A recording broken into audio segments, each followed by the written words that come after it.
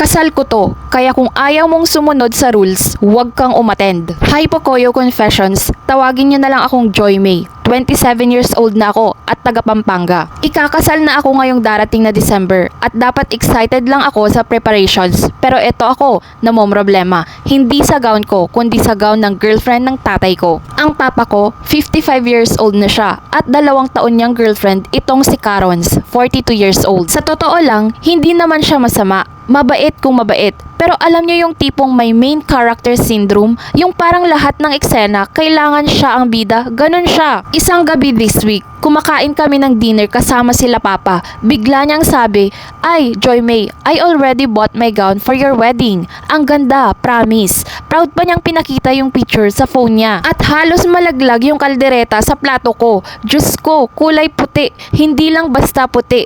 Long at parang pang bride mismo yung atake ng gown niya. Yung tipong kung medyo malabo ang mata ng bisita, baka ako pa ang mapagkamalang ninang at siya ang bride. Sabi ko agad, "Tita Carons, sorry po, pero hindi pwedeng magsuot ng puti sa kasal ko. Tradition yon. At honestly, parang wedding dress na rin siya." Alam mo ang sagot niya? "Oh, Joy May, relax ka lang. Walang magkakamali. Obvious namang ako to at ikaw ang bride." Sabay tawa. Kung pwede lang itapon ang kanin, tinapon ko na yung kanin sa plato ko sa mukha niya. Pero ngumiti pa rin ako at sinabing, "No po talaga. Kung isusuot nyo yan, hindi kayo makakapasok sa venue." Biglang sumabat si Papa. "Anak, wag mo nang palakihin. Pick your battles. Hindi naman big deal kung white ang suot niya." Nashock ako. Sa dami ng pwedeng kulay sa mundo, may beige, may blue, may green, may pink. Bakit kailangan white?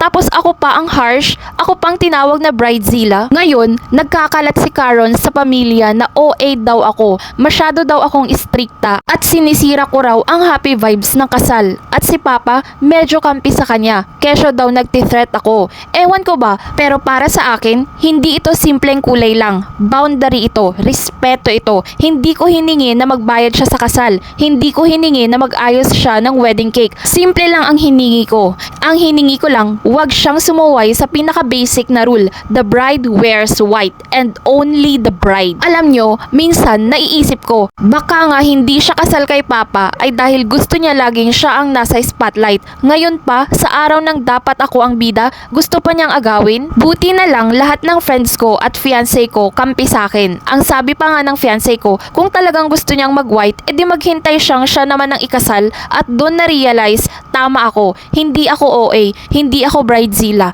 May karapatan akong magtakda ng rules sa sarili kong kasal. Hindi ito stage play na pwedeng siyang maging leading lady. Kaya kung may makakabasa nito na bride to be din, tandaan nyo, hindi kayo suplada kapag pinoprotektahan nyo ang espesyal na araw nyo. Hindi kayo kontrabida kung ayaw nyong may ibang magnakaw ng spotlight nyo. At lalong hindi kayo mali kung ayaw nyong may sumuway sa tradisyon. Sa araw ng kasal ko, hindi ako papayag na may ibang magsuot ng puti, lalo na kung ang intensyon ay agawin ang eksena. Sa totoo lang, hindi ko alam kung susunod siya o ipipilit pa rin niya. Pero kung sakali, ready na akong ipatupad ang sinabi ko. Kung magsusuot siya ng gown na parang pangkasal, well, sorry na lang, pero hanggang labas lang siya ng venue. Kasal ko ito, araw ko ito, hindi ito para sa kanya. Ako si Joy May, 27 years old, taga Pampanga at bride to be.